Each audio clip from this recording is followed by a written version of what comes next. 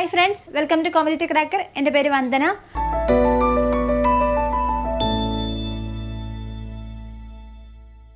അപ്പോൾ നമുക്ക് എല്ലാവർക്കും അറിയാം ടൈപ്പിസ്റ്റിൻ്റെ പുതിയ നോട്ടിഫിക്കേഷൻ ഡിസംബർ 31-ാം തീയതിയിലേക്ക് വരുന്നുണ്ട് അല്ലേ. ടൈപ്പിസ്റ്റിൻ്റെ മാത്രമല്ല, അതിനോടൊപ്പം തന്നെ കമ്പനി ബോർഡ് അസിസ്റ്റൻറ്റ് ഗ്രേഡ് 2ലേക്കും കൂടിയുള്ള നോട്ടിഫിക്കേഷനാണ് നമ്മൾ ഈ ഒരു ഡിസംബർ 31-ലേക്ക് പ്രതീക്ഷിക്കുന്നത്. അതിൻ്റെ ഒരു വിജ്ഞാപനം നമ്മുടെ PSCയുടെ ഭാഗത്തു നിന്നും റീസെൻ്റ്ലി വന്നിട്ടുണ്ടായിരുന്നു. അപ്പോൾ നമുക്ക് ഈ ഒരു വർഷം അല്ലെങ്കിൽ 2026 സ്റ്റാർട്ട് ചെയ്യുമ്പോൾ നമുക്ക് കൃത്യമായിട്ടുള്ള പഠന രീതിയിലൂടെ നമുക്ക് എന്ത് ചെയ്യാൻ സാധിക്കും, ഇനി വരുന്ന എക്സാം നമുക്ക് ഉറപ്പായിട്ടും ക്രാക്ക് ചെയ്യാനായിട്ട് സാധിക്കും. അപ്പോൾ നമ്മൾ ഇന്ന് ഡിസ്കസ് ചെയ്യാൻ പോകുന്നത് ലാസ്റ്റ് കഴിഞ്ഞിട്ടുള്ള ടൈപ്പിസ്റ്റ് എക്സാമിൻ്റെ ഒരു സിലബസ് അനാലിസിസ് ആണ് നമ്മൾ ഇന്ന് നോക്കാനായിട്ട് പോകുന്നത്. ഇനി വരുന്ന എക്സാമിനും ഇതേ പാറ്റേൺ തന്നെ ആയിരിക്കും മോസ്റ്റ്ലി നമുക്ക് വരാനുള്ളത്. സോ അപ്പോൾ അത് ഇന്ന് നമ്മൾ നോക്കാൻ പോകുന്നത് ടൈപ്പിസ്റ്റിൻ്റെ സിലബസിൻ്റെ അനാലിസിസ് ആണ്. ഓക്കെ, അപ്പോൾ നമുക്കറിയാവുന്നതുപോലെ തന്നെ എന്തൊക്കെയുണ്ട്, GK വരുന്നുണ്ട്, ഇംഗ്ലീഷ്, മലയാളം, പിന്നെ നമ്മളോടൊപ്പം തന്നെ എന്താണ് കമ്പ്യൂട്ടർ ഫണ്ടമെൻറ്റൽസും, നമ്മുടെ power point, excel, MS word, പിന്നെ അതിനോടൊപ്പം തന്നെ എന്തുണ്ട് നമുക്ക് ടൈപ്പ് റൈറ്റിങ്ങും വരുന്നുണ്ട്. ഇത്രയും പോർഷൻസ് ചേർന്നതാണ് നമ്മുടെ എക്സാമിന് ഉണ്ടാവുക. അപ്പോൾ അതിനകത്ത് ജനറൽ നോളജിൽ നിന്നും ആദ്യം എത്രമാത്രമേ ഉള്ളൂ, 10 മാർക്കിന് മാത്രമാണ് GKയിൽ നിന്നുള്ള ക്വസ്റ്റ്യൻസ് വരുന്നത്. അതിനകത്ത് എന്തൊക്കെ ഉണ്ടാവും, നമ്മുടെ ഹിസ്റ്ററി ഇൻക്ലൂഡഡ് ആണ്, ജോഗ്രഫി ഇൻക്ലൂഡഡ് ആണ്, പിന്നെ അതേപോലെ തന്നെ മേജർ ആയിട്ടുള്ള കറണ്ട് അഫെയേഴ്സ് എന്തൊക്കെയാണെന്നുള്ളത് നമ്മൾ അറിഞ്ഞിരിക്കണം. അപ്പോൾ നമുക്ക് 10 മാർക്കിനേ ഉള്ളൂ എങ്കിൽ തന്നെ നമ്മൾ ഒരു കാരണവശാൽ എന്ത് ചെയ്യരുത്, ഇത് സ്കിപ്പ് ചെയ്യാനായിട്ട് പാടില്ല. നമുക്ക് സെലക്റ്റീവായിട്ട് പഠിക്കാൻ പറ്റുന്ന ഒരു ഏരിയ കൂടിയാണ് ഈ ഒരു GK എന്ന് പറയുന്ന ഭാഗം. നമ്മുടെ പ്രീവിയസ് ഇയർ ക്വസ്റ്റ്യൻസ് ഒക്കെ അനാലിസ് ചെയ്യുമ്പം നമ്മൾ ഫോക്കസ് ചെയ്ത് പഠിക്കേണ്ട കുറച്ച് ഏരിയാസ് ഉണ്ട്. അതെന്തൊക്കെയാണെന്നുള്ളത് നമുക്ക് നോക്കാം.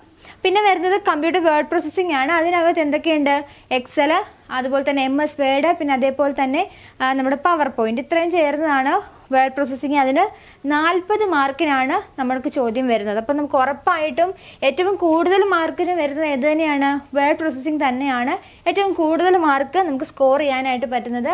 പിന്നെ ഉള്ളത് 10 മാർക്കിന് ടൈപ്പ് റൈറ്റിംഗ് ബേസ്ഡ് ആയിട്ടുള്ള ക്വസ്റ്റ്യൻ ആണ്. പിന്നെ വരുന്നത് മലയാളമാണ് അല്ലേ. ഇപ്പോൾ ഇതിനകത്ത് നമ്മുടെ കമ്പ്യൂട്ടറിനെ കുറിച്ച് പറയുമ്പോൾ തന്നെ എക്സലും പവർ പോയിന്റും അതുപോലെ തന്നെ വേർഡും കൂടെ ചേർത്ത് ഒപ്പം എന്തുണ്ട്, കമ്പ്യൂട്ടർ ഫണ്ടമെന്റൽസിൻ്റെ ഭാഗത്തു നിന്നുള്ള ക്വസ്റ്റ്യൻസ് നമുക്ക് ഉണ്ടാവും. ഓക്കെ, അപ്പോൾ അത്രയാണ് നമുക്ക് പറയാനുള്ളത്. പിന്നെ മലയാളമായിട്ട് നമുക്ക് റീജിയണൽ ലാംഗ്വേജ് ആയിട്ട് വരുന്നത് അല്ലേ, അതിന് 20 മാർക്കിനാണ് ചോദ്യം ചോദിക്കുന്നത്. ഇംഗ്ലീഷിനും 20 മാർക്കിനാണ് ചോദ്യം വരുന്നത്. അപ്പോൾ ഇതാണ് ശരിക്കും പറഞ്ഞാൽ നമ്മുടെ ടൈപ്പിസ്റ്റ് എക്സാമിൻ്റെ സിലബസ് എന്ന് പറയുന്നത്. ഈ രീതിയിലായിരിക്കും നമുക്ക് ക്വസ്റ്റ്യൻ്റെ മാർക്ക് ഡിസ്ട്രിബ്യൂഷൻ വരുന്നത്.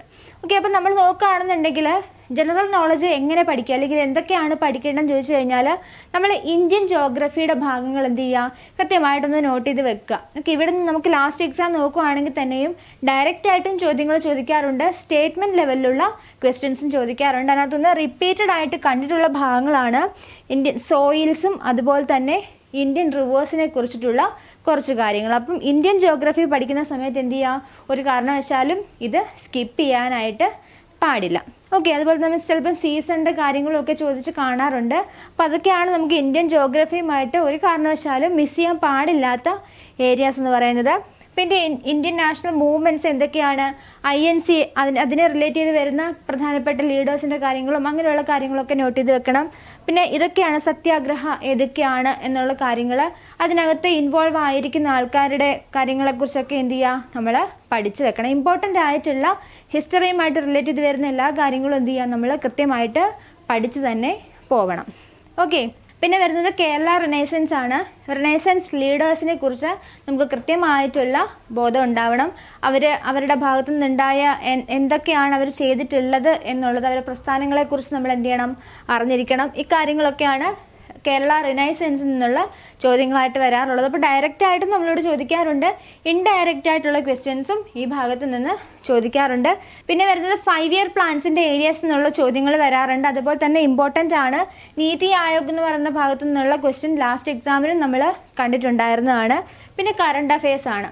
ലാസ്റ്റ് 1 to 2 വർഷത്തെ ക്വസ്റ്റ്യൻസ് എന്ത് ചെയ്യാൻ നമുക്ക് അത്യാവശ്യം അറിഞ്ഞിരിക്കേണ്ട കുറച്ച് കറണ്ട് അഫെയർസ് ഉണ്ട്. അതിനെക്കുറിച്ച് എന്ത് ചെയ്യാം, നമുക്ക് അവാർഡുകൾ ഏതൊക്കെയാണ് അല്ലെങ്കിൽ പ്രധാനപ്പെട്ട ഇവൻറ്റുകൾ എന്തെങ്കിലും നടന്നിട്ടുണ്ടെങ്കിൽ അതിനെക്കുറിച്ച് നമ്മൾ പഠിച്ചു വെക്കുക. ഇത്രയൊക്കെയാണ് നമുക്ക് GKക്കകത്തു നിന്ന് വരുന്നത്. അപ്പോൾ കോമൺലി നമ്മുടെ ആ റിവേഴ്സിൻ്റെ ആ ഭാഗത്തു നിന്നൊക്കെയുള്ള ക്വസ്റ്റ്യൻസ് ഷോർട്ടായിട്ടും വരാറുള്ള ചോദ്യങ്ങൾ തന്നെയാണ് കേട്ടോ. അപ്പം ഇത്രയും ഭാഗങ്ങൾ എന്ത് ചെയ്യരുത്, ഒരു കാരണവശാലും സ്കിപ്പ് ചെയ്യാനായിട്ട് പാടില്ല. പിന്നെ വരുന്നത് MS വേർഡ് പ്രോസസ്സിംഗ് ആണ്. വേർഡ് പ്രോസസ്സിങ്ങിനകത്ത് നമുക്ക് കമ്പ്യൂട്ടർ ബേസിക്സ് ഞാൻ പറഞ്ഞു അല്ലേ, എന്താണ് നമുക്ക് ഹാർഡ്വെയർ, സോഫ്റ്റ്വെയർ, നെറ്റ്വർക്കിനെ കുറിച്ച്, പ്രധാനപ്പെട്ട പ്രോട്ടോക്കോളുകളെ കുറിച്ച് നമ്മൾ പഠിച്ചിരിക്കണം അല്ലെ. നെറ്റ്വർക്ക് ഡിവൈസുകൾ ഏതൊക്കെയാണ് എന്നുള്ളതിനെ കുറിച്ച് നമ്മൾ ഉറപ്പായിട്ടും പഠിച്ചു വെക്കണം. അതുപോലെ തന്നെ വൈറസ്, ആൻറ്റിവൈറസ്, അതുപോലെ തന്നെ നെറ്റ്വർക്ക് അറ്റാക്സിനെ കുറിച്ച് ഏതൊക്കെ ടൈപ്പാണ് എന്നുള്ളതിനെ കുറിച്ചൊക്കെ എന്ത് ചെയ്യണം, നമ്മൾ അറിഞ്ഞിരിക്കണം.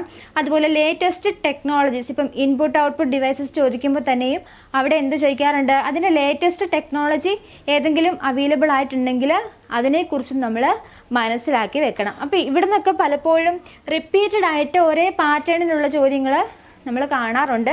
അപ്പോൾ അതുകൊണ്ട് നമുക്ക് ഇവിടെ നിന്നും ഈസി ആയിട്ട് മാർക്ക് സ്കോർ ചെയ്യാവുന്നതേ ഉള്ളൂ. കമ്പ്യൂട്ടർ ബേസിക്സിൽ നിന്ന് നമുക്ക് എന്ത് 40 മാർക്കിനാണ് ഇതിനെല്ലാത്തിനും കൂടെ നമുക്ക് വരുന്നത്. ബാക്കി മാത്രം നമ്മൾ എന്ത് നോക്കിയാൽ മതി, മലയാളവും ഇംഗ്ലീഷും ഒക്കെ നോക്കിയാൽ മതി. ഓക്കെ. പിന്നെ വരുന്ന പറഞ്ഞതുപോലെ തന്നെ ഇമ്പോർട്ടൻ്റ് ആയിട്ടുള്ള MS വേർഡിനകത്തെ മെനു ബാറുകളെ കുറിച്ചും അതിനകത്ത് വരുന്ന കണ്ടന്റുകളെ കുറിച്ചും അതിന് ഷോർട്ട് കട്ട് കീസ് എന്തെങ്കിലും ഉണ്ടെങ്കിൽ അതിനെക്കുറിച്ച് നമ്മൾ പഠിച്ചു വെക്കണം. പിന്നെ അതുപോലെ തന്നെ ഇതിനകത്ത് നമുക്ക് MS വേർഡിനകത്ത് വരുമ്പോൾ ഈ പോയിന്റ്സ് ഒക്കെ ഉണ്ടല്ലോ, ഇതൊക്കെ നമ്മൾ റിപ്പീറ്റഡ് ആയിട്ട് കണ്ടിട്ടുള്ള ഏരിയാസ് മാത്രമാണ്.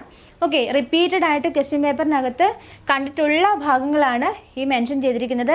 ഇപ്പം എക്സലിനകത്താണെങ്കിലും ഈ കാര്യങ്ങളൊക്കെ എന്ത് ചെയ്യുക, കൃത്യമായിട്ട് പഠിച്ചു പോയി കഴിഞ്ഞാൽ നമുക്ക് എന്ത് ചെയ്യാൻ പറ്റും, 40 മാർക്കിന് നമുക്ക് ഉറപ്പായിട്ടും അത് ഉറപ്പിക്കാൻ പറ്റുന്ന മാർക്കുകളാണ് കമ്പ്യൂട്ടർ വേർഡ് പ്രോസസ്സിങ്ങിനകത്ത് നിന്നും വരുന്നത്. പിന്നെ നമുക്ക് വരുന്നത് ടൈപ്പ് റൈറ്റിംഗ് ആണ്. ടൈപ്പ് റൈറ്റിംഗ് 10 മാർക്കിനാണ് നമുക്ക് ചോദ്യം വരുന്നത് അല്ലെ. 10 മാർക്കിനെന്ന് പറയുമ്പോൾ അതിനകത്ത് ടൈപ്പ് റൈറ്റിങ്ങിന്റെ പാർട്സ് എങ്ങനെയാണ്, അല്ലെങ്കിൽ അതിനകത്തെ ക്ലീനിങ്ങിനെ കുറിച്ച് എങ്ങനെയാണ്, ക്ലീനിങ് ഓഫ് ടൈപ്പ് റൈറ്റിങ്ങിനെ കുറിച്ച് ചോദിക്കാറുണ്ട്.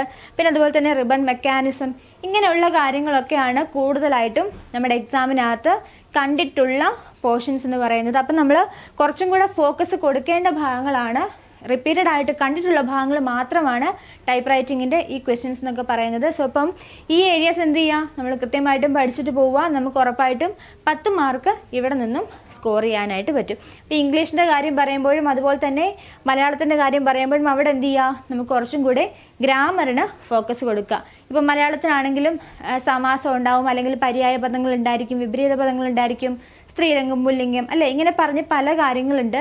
സെയിം തന്നെ ഇതേപോലെ തന്നെ എന്തിനും പഠിക്കുക, നമുക്ക് ഇംഗ്ലീഷ് പഠിക്കുമ്പോഴും അവിടെ നിന്നും നമ്മൾ പഠിച്ചിരിക്കണം. റിപ്പോർട്ടഡ് സ്പീച്ചുകൾ, അതുപോലെ തന്നെ ആക്റ്റീവ് ആൻഡ് പാസീവ് വോയിസുകളെ കുറിച്ച് അറിയണം, ആന്റണിംസ്, സിനോണിംസിനെ കുറിച്ച് നമ്മൾ അറിയണം.